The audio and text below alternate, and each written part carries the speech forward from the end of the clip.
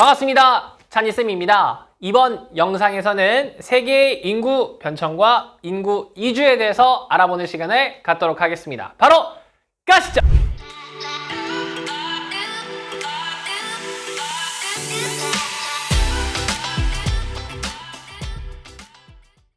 자, 세계의 인구 분포는 어떻게 이루어져 있는지를 한번 보도록 하겠습니다. 자, 인구 분포는요, 그러니까 인구가 어디에 있나 그걸 보는 건데, 그거는 자연적 요인과 인문적 요인의 영향을 모두 받는다고 합니다. 자, 자연적 요인 같은 경우는 우리가 배웠던 지형이나 기후 같은 게 될 수 있을 거고요. 인문적 요인이라고 하면 종교도 될 수 있고 산업도 될 수 있고 다양한 것들이 될 수 있는데, 그런 것들의 영향을 받는다고 합니다. 그래서 이런 자연적 요소, 인문적 요소가 지역에 따라 모두 다르니까 인구 분포가 지역적으로 차이가 나타난다고 해요. 자, 지형이 평탄하고 토양이 비옥하고 기온이 온화하고 강수량이 충분해서 농경과 거주에 유리한, 우리가 배웠던 이거 다 해당하는 그런 보통 지역이 어디입니까? 온대기후 지역이죠. 그래서 온대기후 지역 중에서도 이 평야 주변, 농사가 유리한 평야 주변에 인구가 많이 밀집해 있다는 걸 알 수가 있습니다. 그러니까 자연적 환경으로 보면은 요런 데에 많이 살고 있다라는 거고요. 그리고 산업혁명 이후에 이제 공업이나 서비스업 같은 고도화된 산업들이 많이 발달한 곳, 그러니까 일자리가 많은 곳이죠. 그게 어디입니까? 도시죠. 도시에 사람들이 많이 집중이 되더라, 인구가 밀집하더라, 이렇게 정리를 할 수 있겠습니다. 자, 근데 기후나 지형 조건이 불리한 거, 우리가 여러 기후와 지형을 배웠으니까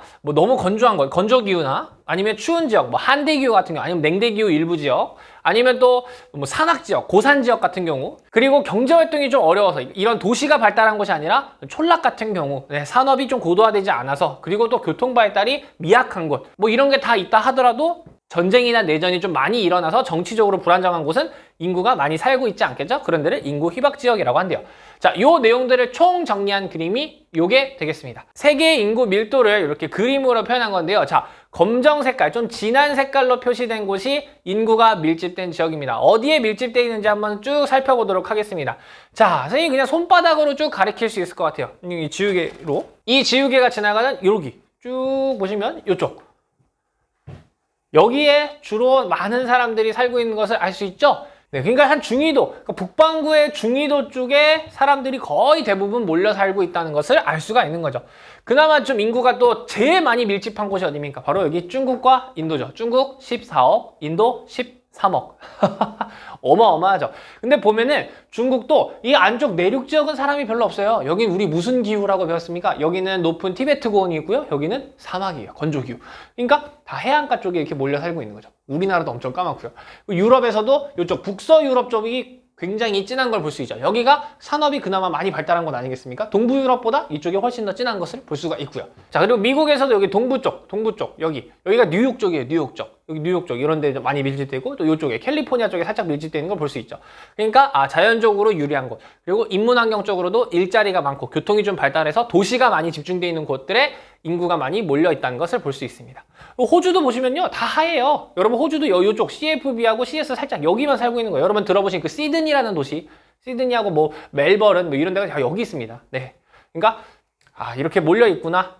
그리고 여기 아마존에도 사람 많이 안 살고 있죠. 네, 그러니까 자연환경적, 인문환경적 요소가 굉장히 인구 밀도에 많은 영향을 주고 있구나. 그래서 인구 밀집된 데가 되게 특정된 장소로 이렇게 국한 지을 수 있구나라고 정리를 하시면 될 것 같습니다. 자, 그래서 대륙별로 인구 수가 어떻게 되는지를 우리가 살펴보도록 하겠습니다. 자, 대륙별 인구 수를 보기 위해서요, 이제 인구 순위를 이제 이 표를 통해서 알아볼 겁니다. 1950년과 2015년, 2050년 이렇게 그래프가 나와 있는데요.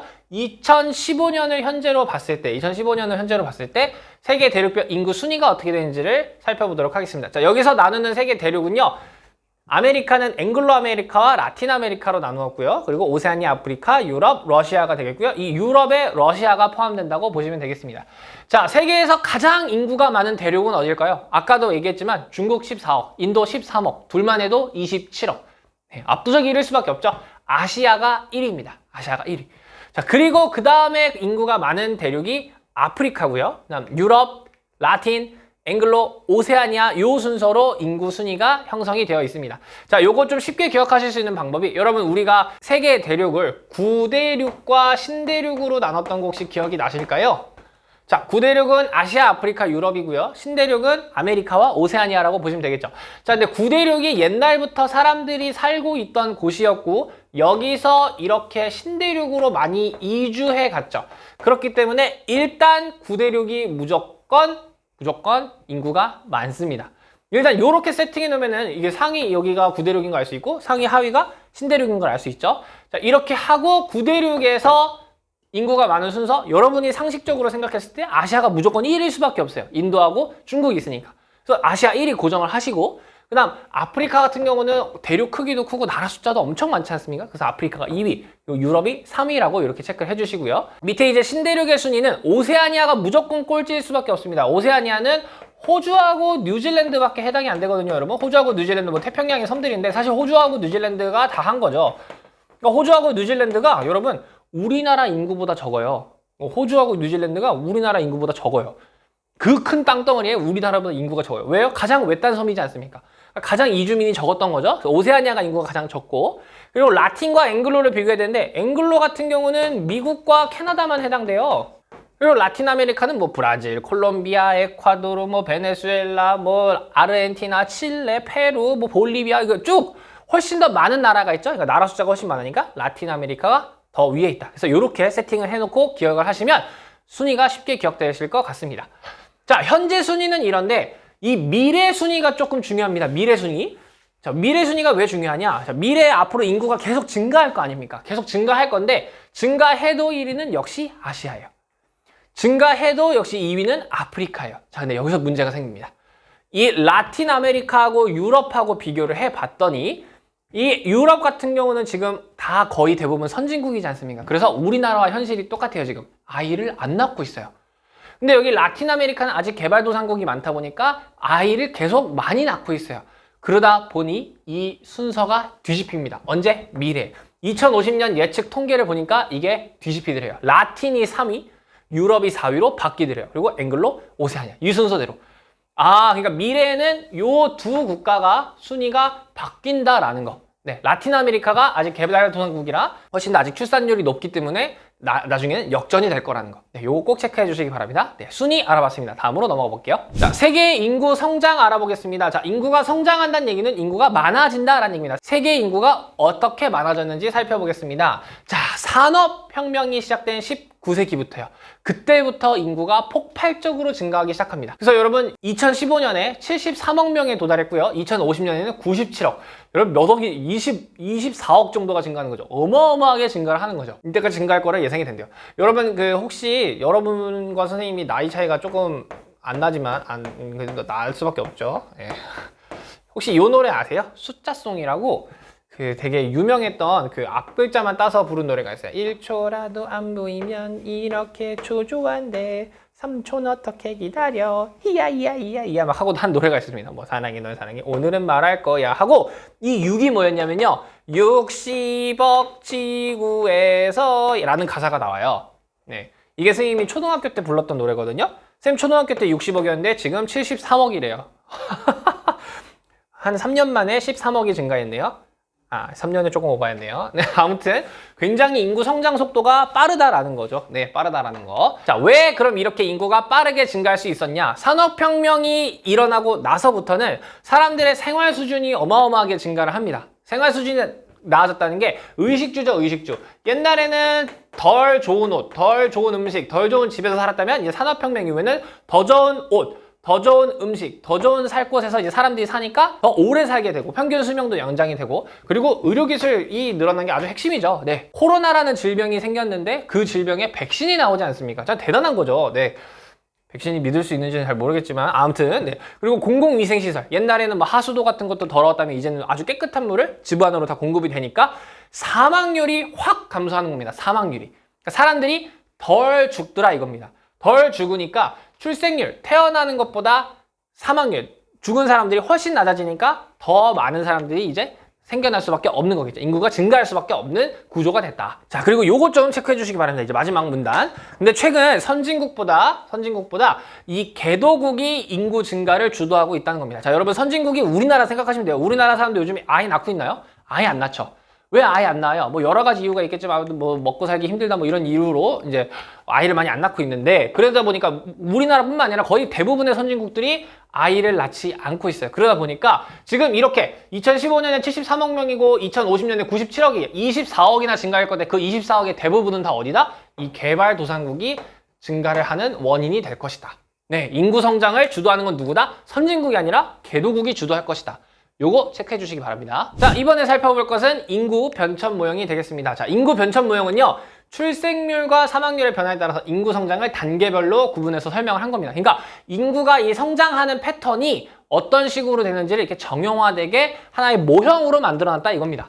자, 요겁니다, 요거. 그래서 1단계부터 5단계까지, 여러분 원래는 4단계까지 있었는데 이제 5단계가 새로 등장을 했습니다. 그래서 5단계까지 쭉 이렇게 정리를 한 건데요. 자, 요 표를 이해하기 위해서 선생님이 이제 몇 가지 인구 지리, 우리가 지금 배우는 게 인구 파트지 않습니까? 인구지리. 인구지리에서 사용하는 용어들이 몇 개 나옵니다. 그 용어를 총 정리해드리고 요 표를 정리해드리도록 하겠습니다. 용어 정리 한번 해볼게요. 자, 우리가 자세하게 살펴봐야 될 게 바로 이 N차 산업입니다. 여러분 뭐 1차 산업, 2차 산업, 3차 산업 이런 얘기를 많이 들어보셨을 거예요. 그거 총 정리하고 가겠습니다. 자, 1차 산업 얘기를 되게 많이 들어보셨을 겁니다. 1차 산업이 뭡니까? 뭐 농업이요, 어업이요 이렇게 얘기하시는 건 1차 산업의 예시예요. 1차 산업의 정의는 뭡니까? 자연에서 직접 뭔가를 얻는 겁니다. 자연에서 직접 얻는 거. 그거의 산업을 총칭하는 게 1차 산업이라고. 그래서 우리가 대표적으로 말하는 게 농업, 농사 짓는 거, 목축업, 이제 가축을 키우거나 하는 거, 임업, 나무를 이용해서 산업하는 거, 물고기 잡는 거, 이런 걸 1차 산업이라고 한대요. 자, 그리고 2차 산업은 뭡니까? 2차 산업도 많이 들어보셨죠? 2차 산업이란 우리가 이 1차 산업에서 얻은 어떤 자원을 가공해서 뭔가를 만들어내는 겁니다. 뭔가 재가공하는 거죠. 그래서 제조업, 건설업, 광업, 흔히 얘기하는 공업이죠, 공업. 공업을 얘기하는 거고요. 그리고 3차 산업이란 이 1, 2차 산업을 제외한 모든 서비스업을 얘기합니다. 3차 산업이란. 자, 근데 이 1차, 2차, 3차 선생님이 왜 얘기했냐? 이 산업이 발달하는 과정이 인구가 성장하는 것과 매우 밀접한 연관을 갖고 있기 때문입니다. 자, 여러분 1차 산업은 농업, 목축업, 임업, 어업이래요. 그럼 1차 산업이 많이 이루어지고 있는 나라에서는 가장 중요시 여기는 게 뭘까요? 가장 중요시. 어떤 나라를 봤더니 농업, 목축업, 임업, 어업만 막 하고 있더래요. 다른 거 안 하고. 그럼 이 나라에서 가장 중요시 여기는 게 뭘까요? 바로 노동력이에요, 노동력. 왜요? 사람이 많으면 많을수록 유리한 산업들이죠. 노동력이 굉장히 중요한 원동력이 된 거죠. 자, 어떤 나라를 갔더니요, 이 2차 산업, 제조업, 건설업, 광업을 엄청 많이 하고 있대요. 그럼 이 나라에서 중요시 여기고 있는 건 뭘까요? 바로 자원. 이런 거 만들려면 여기서 얻은 자원들이 필요하겠죠? 그리고 어마어마한 자본이 필요하겠죠? 이런 것들이 핵심 생산 요소가 되는 거죠. 네. 3차 산업은 서비스업입니다. 이 서비스업이 많이 발달한 나라들은 어떤 걸 중요한 생산 요소로 생각할까요? 바로 자본. 역시 자본이랑 그리고 이 지식이죠. 지식, knowledge. 요즘 우리가 지식 정보화 사회라고 그러잖아요. 지식이 굉장히 중요한 시대가 된 거죠. 그래서 이 중요시 여기는 이 생산 요소에 따라서도 인구 성장에 굉장히 영향을 받는다 이겁니다. 자, 그리고 이것도 한번 정리를 해드릴게요. 자, 세상에 어떤 나라든지 간에요, 처음 나라가 세워졌어요. 어떤 나라든지 간에 나라가 처음 세워졌어요. 그럼 몇 차 산업부터 시작해야 될까요? 1차 산업부터 해야겠죠. 왜요? 이건 우리의 생명과 직결적으로 연결되는 거거든요. 우리 먹을 거랑 연결이 돼 있잖아요. 그래서 어떤 나라든지 간에 처음에 나라가 만들어졌다, 어떤 산업을 시작하려고 한다 그럼 1차 산업을 먼저 시작할 수밖에 없어요. 그리고 이제 2차 산업을 시작하는 거죠. 자, 근데 2차 산업에는 공업이 대표적이라고 했죠. 공업이 대표적인데 이 공업도 두 개로 나뉘어요. 자, 공업인데 어떤 나라가 처음 생기자마자 막 자동차 만들고 막 조선, 배 만들고 막 석유화학 공장 만들고 이럴 수 있을까요? 못할 거예요. 그죠? 간단한 공장부터 만들 거예요. 막 양말 만들고 옷 만들고 신발 만들고 이런 거. 가벼운 거부터. 그래서 이 공업도 두 개로 나뉩니다. 어떤 게 있냐면 경공업, 가벼운 걸 만드는 거 하고 중공업, 무거운 걸 만드는 공업으로 이렇게 나뉘게 돼요. 경공업은 우리가 아는 뭐 섬유, 옷을 만든다는 거, 네, 이런 게 가장 대표적인 거라고 볼 수 있겠고요. 중공업은 우리가 아는 뭐 자동차, 아니면 뭐 석유화학, 아니면 뭐 조선, 이런 고부가 가치 산업들을 만드는 걸 중공업이라고 하는 겁니다. 자, 요거 괜찮으시죠? 그러니까 어떤 나라, 그러니까 나라가 산업 발전을 할 때 제일 먼저 시작하는 게 뭐예요? 1차 산업하고 경공업 위주로 한다 이거죠. 네, 괜찮으시죠? 자, 그리고 이 서비스업도 종류가 나뉩니다. 서비스업 여기 쌤이 밑에 써놨는데요. 서비스업은 이 서비스를 받는 주체에 따라서 소비자 서비스업과 생산자 서비스업으로 나뉘게 됩니다. 자, 말 그대로 소비자를 위한 서비스업, 생산자를 위한 서비스업이라고 생각을 하시면 됩니다. 자, 여러분 소비자가 누구냐면요. 우리예요, 우리. 우리를 얘기하는 거예요. 생산자는 누굴까요? 뭔가를 만들어내는 거 뭡니까? 기업이죠, 기업. 그러니까 기업을 위한 서비스라고 보시면 되겠어요. 그래서 이 소비자 서비스업 같은 경우에는 가장 대표적인 게 우리가 쓰는 거잖아요. 그래서 뭐가 있냐면 숙박업, 놀러 갔을 때 우리가 숙박해야겠죠? 그 다음 요식업, 음식점 가야죠. 그리고 마트도 가야죠. 소매업. 그리고 우리 가서 뭐 합니까? 관광단지 같은 데 가서 구경하죠. 관광업. 이런 것들이에요, 이런 것들. 진짜 우리를 위한 서비스업이죠. 자, 그럼 기업을 위한 서비스는 뭐가 있냐면 바로 금융, 보험, 부동산, 법률, 회계 같은 게 있습니다. 뭐 이런 것들 등등등요. 자, 여러분, 선생님, 금융? 은행이에요, 은행. 선생님, 은행 우리도 쓰는데요? 맞아요. 근데 은행의 주 고객은 누구예요? 개인 고객들도 물론 있지만 은행의 주 고객은 기업이에요, 여러분. 기업한테 돈을 빌려주고 그 돈을 갚으면서 발생하는 이자로 돈을 버는 거죠. 물론 우리한테도 돈 빌려주고 이자 받아요. 근데 은행이 우리가 뭐 흔히 은행에서 돈을 가장 많이 빌리는 게 뭐 집을 살 때 아닙니까? 몇 억을 좀 빌리고 하는데 삼성이 예를 들어서 나 이번에 새로 공장 지을 건데 한 2조 원만 대출해 주세요. 2조 원은 너무 많이 갔나요? 한 40억 빌려주세요. 단위수 자체가 다르잖아요. 어마어마하게. 그거에 대한 이자가 훨씬 많이 나올 거 아닙니까? 그래서 금융은 기업을 위한 서비스업이에요. 뭐 보험도 마찬가지입니다, 여러분. 우리도 보험 가입하긴 가입하죠. 우리도 보험 가입하는데 여러분, 우리가 다쳐서 병원 가는 보험비하고 삼성이 만든 공장이 불이 나서 생기는 보험금하고 어느 게 차이가 나겠습니까? 보험금의 차이가 엄청나겠죠. 부동산도 마찬가지고요. 우리가 개인이 거래하는 것보다 기업이 거래하는 땅들이 훨씬 규모가 클 거고, 법률 같은 경우도 여러분 우리도 소송 걸어요. 막 소송 같은 거 걸고 변호사 고용하고 막 그러는데 여러분 삼성 같은 경우는 대기업 같은 경우는 지금도 막 소송에 휘말리고 있을 거 아니에요. 내가 갤럭시를 쓰는데 이거에 렉 걸려가지고 뭐 손해를 봤다 뭐 별의별 막 소송이 있을 거 아닙니까? 그거 담당하는 법률 팀이 따로 있을 거고요. 회계 그러면 가계부 정리하는 것보다 기업의 자산을 관리하는 게 훨씬 더 많은 부가가치를 창출하겠죠. 아무튼 소비자 서비스업과 생산자 서비스업인데 어떤 나라든지 간에 처음에 어떤 걸 할 때 1차 산업하고 경공업하고 이런 걸 제품 만들겠죠? 그럼 이거 팔고 사고 팔고 해야 될 거 아닙니까? 그래서 이때 추가로 같이 하는 게 소비자 서비스업이에요.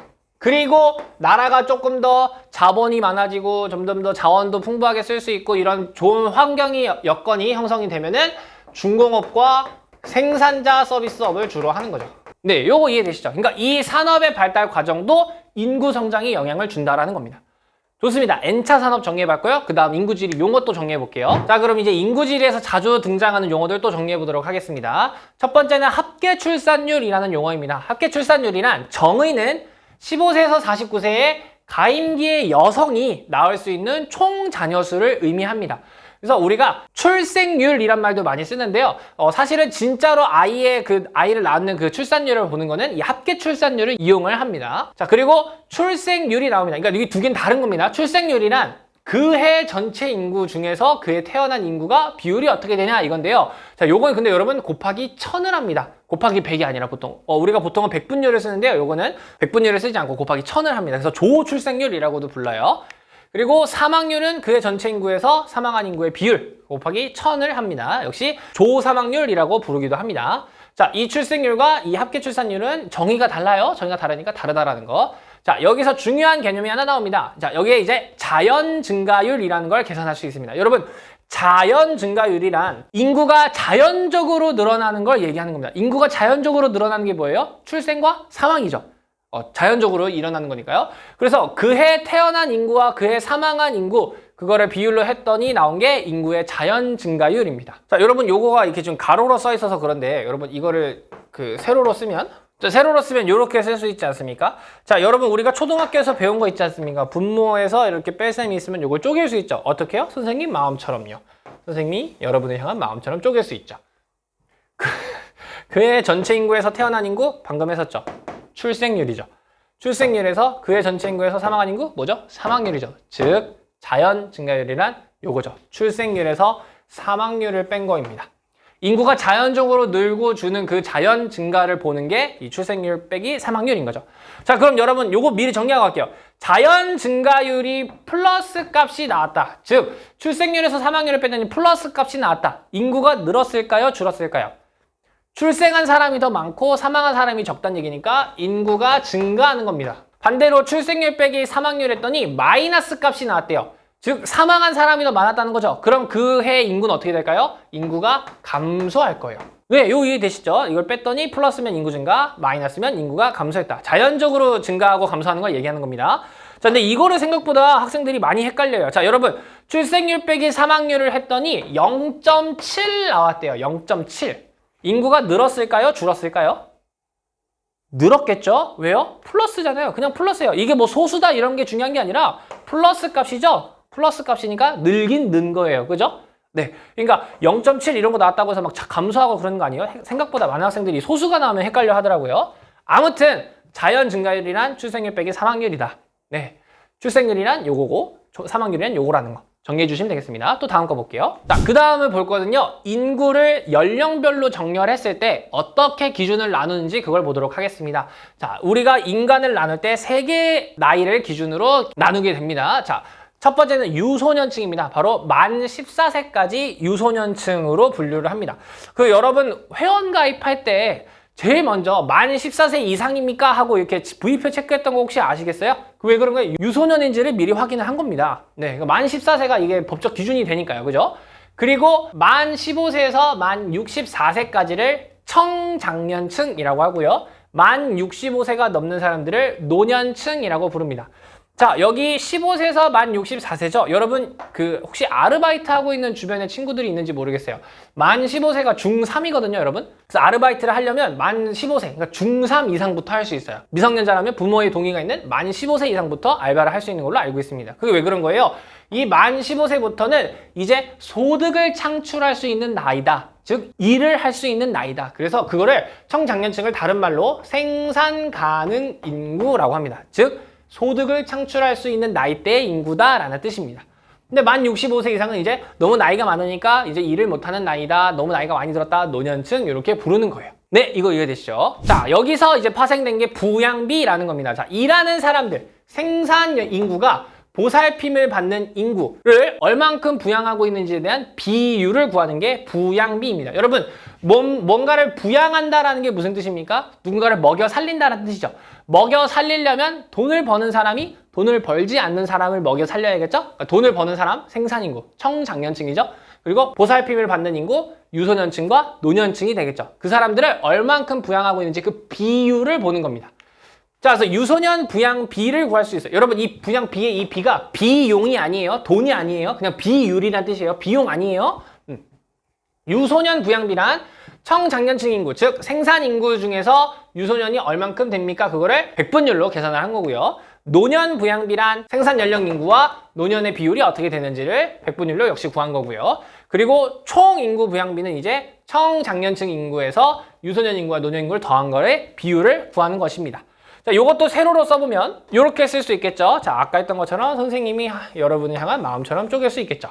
생산 연령분의 유소년 인구, 유소년 부양비죠. 생산 연령분의 노년의 인구, 노년 부양비죠. 총 인구 부양비는 어떻게 구할 수 있는 거예요? 유소년 부양비 더하기 노년 부양비로도 구할 수 있는 거죠. 네, 요거 이해되시죠? 그래서 부양비는 이렇게 계산을 할 수 있고, 부양비란 일하는 사람, 생산 인구와 그 보살핌을 받는, 부양을 받는 사람들 간의 비율입니다. 비용이 아니라. 네, 좋습니다. 이렇게 정리하고 넘어가면 될 것 같아요. 자, 그리고 몇 가지 지수가 등장을 하는데요. 그 지수들만 정리를 하고 인구지리 용어 정리 맞춰보도록 할게요. 첫 번째는 노령화 지수인데요.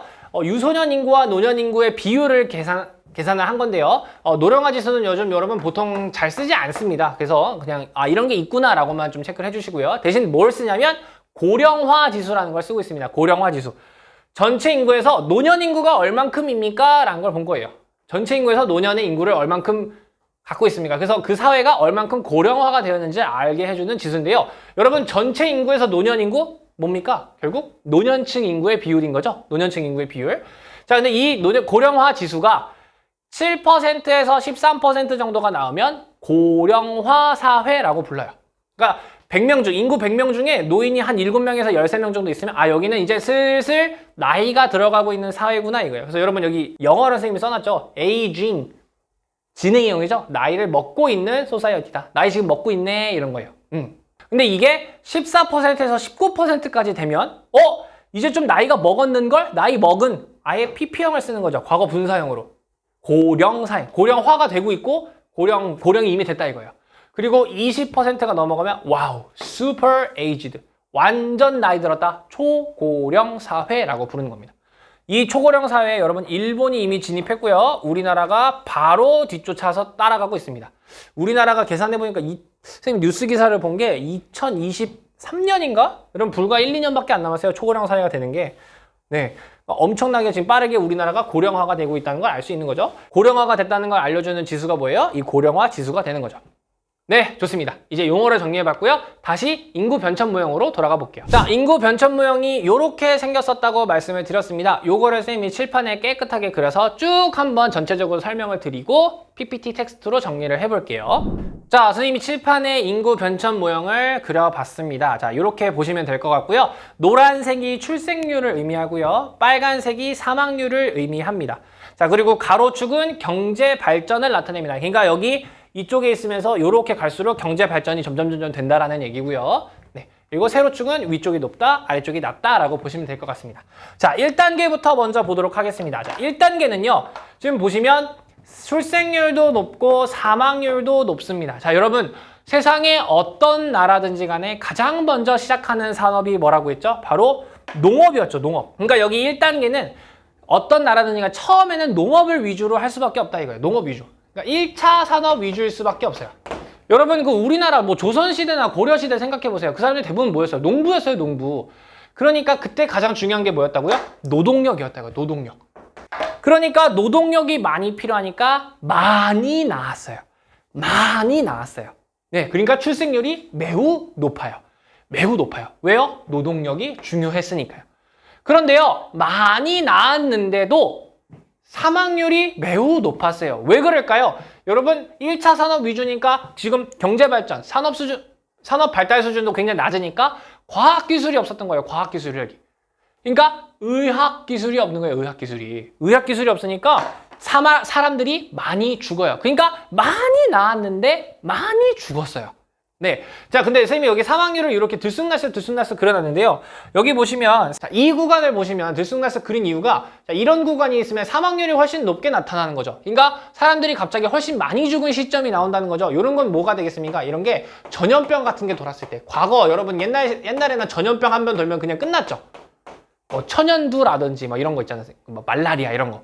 옛날에는 이런 거에 대한 백신도 없었잖아요. 그냥 한 번 터지면 다 죽는 거죠. 그러니까 사망률은 좀 들쑥날쑥했고 출생률도 계속 높았다. 그러니까 많이 낳고 많이 죽었다. 그럼 여러분 인구가 증가를 했을까요? 인구가 증가하는 거는 좀 거졌겠죠. 그래서 총인구는 보라색으로 할게요.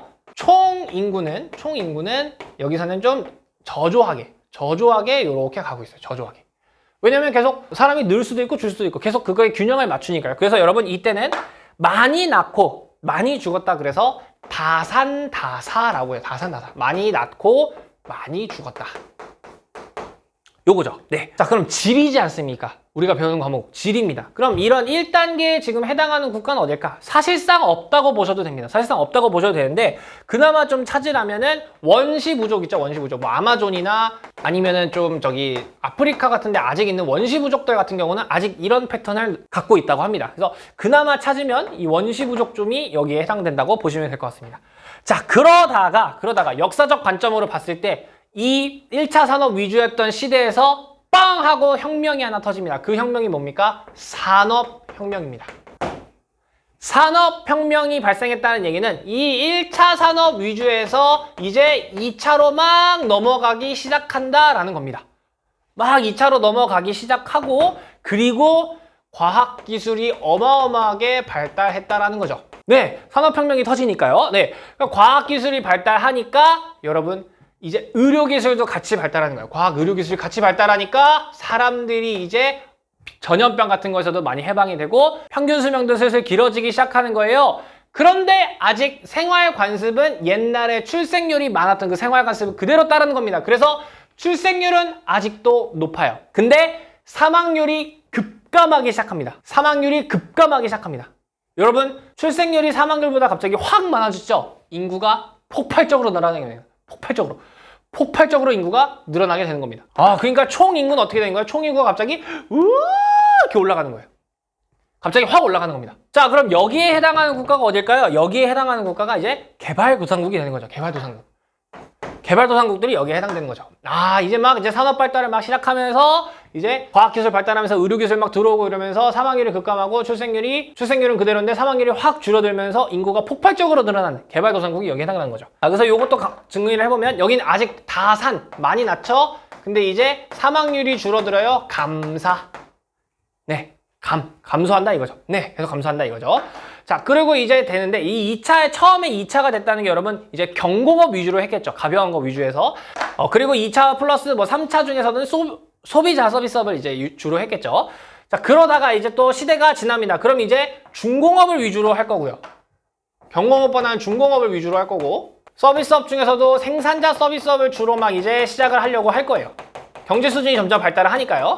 자, 근데 이제 사람들이 생각을 하는 거예요. 이 1차에서 2차. 1차는 옛날에 노동력이 중요했는데 이제 2차, 중공업이나 생산자 서비스업으로 넘어오니까 제일 중요한 게 뭐였습니까? 자본하고 자원, 이제 지식 이런 것들 아니겠습니까? 이제 노동력이 중요시되는 시대가 끝나가고 있다는 거예요. 왜? 기계가 이제 대신해 주니까 이제 사람들의 생각이 바뀝니다. 그리고 이러한 서비스업이나 이런 것들이 늘어나면서 여성들의 사회 진출 역시 활발하게 진행이 되기 시작합니다. 옛날에는요, 1차 산업 위주였어요. 그리고 힘이 중요한 시대였어요. 공장에서도 처음에는 농부들, 광부들이 일을 하는 힘센 게 위주였다면 이제 서비스업 시대로 넘어가니까 여성들의 사회 진출도 많아지고요. 경공업 같은 건 이제 여성들도 충분히 할 수 있다는 걸 알게 되었거든요. 그러니까 이제 여성들의 사회 진출이 활발해져요. 그리고 노동력이 중요한 게 아니란 걸 알게 됐죠. 그러니까 이제 사람들의 출산율이 내려가기 시작합니다. 출생률이 내려가기 시작해요. 출생률이 내려가기 시작해요. 이 시대는 감산. 이제 출산도 줄어들고 있죠. 그리고 감사. 역시 사망도 계속 줄고 있죠. 총 인구는 근데 여러분 보시면 출생률이 아직 그래도 사망률보다는 높죠? 그러니까 여러분 이거 자연 증가율로 계산해보면 계속 플러스니까. 선생님 이거 보라색을 너무 가파르게 그렸군요. 이렇게 해서 지금 이렇게 늘어나고 있는 거죠. 계속 늘고 있긴 하는 거니까요. 요 보라색은 아니에요. 지우긴 좀 그러니까. 총 인구는 계속 이렇게 늘어나고 있는 그림이 되는 거죠. 왜요? 여기 요 공간, 이렇게 빗금친 요 공간을 보시면 출생률 빼기 사망률, 자연 증가율이죠? 요 자연 증가율이 지금 다 플러스인 공간들 아닙니까? 그러니까 계속 인구는 증가하는 거죠.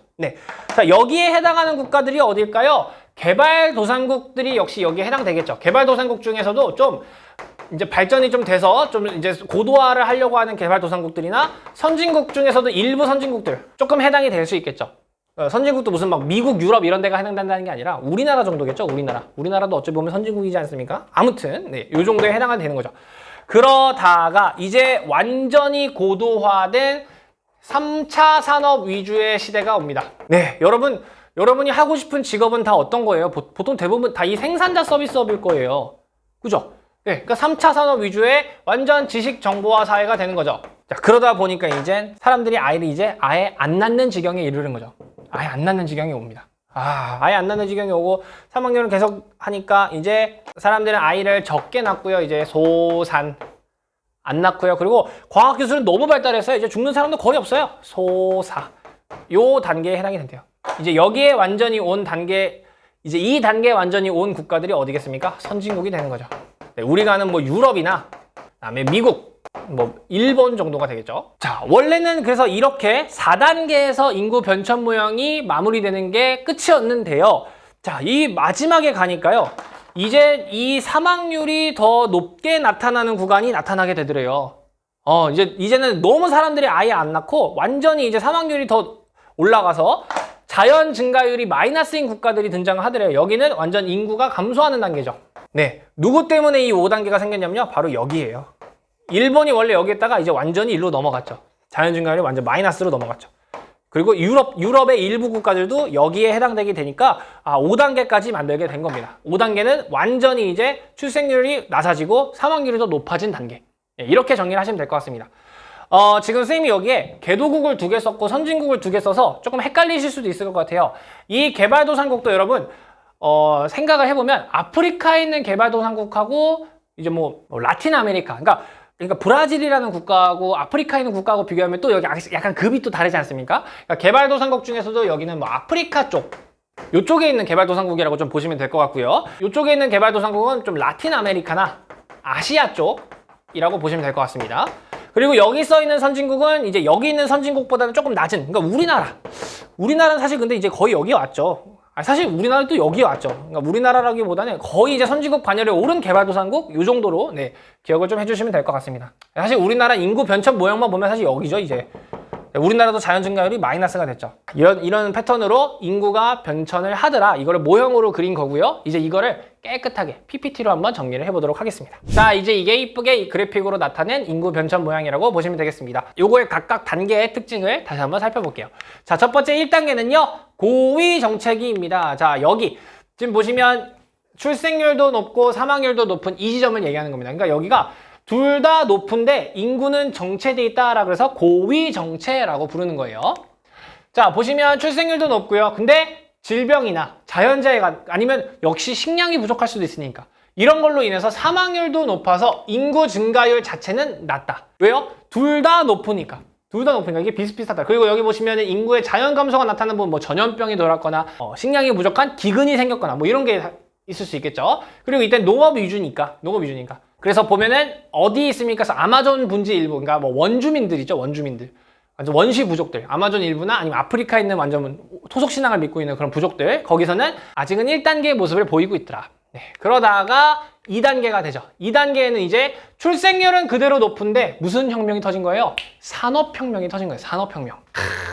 산업혁명이 터지고 의학이 발달하기 시작하고 생활환경, 의식주가 좋아지니까 사망률이 가파르게 떨어지는 거예요.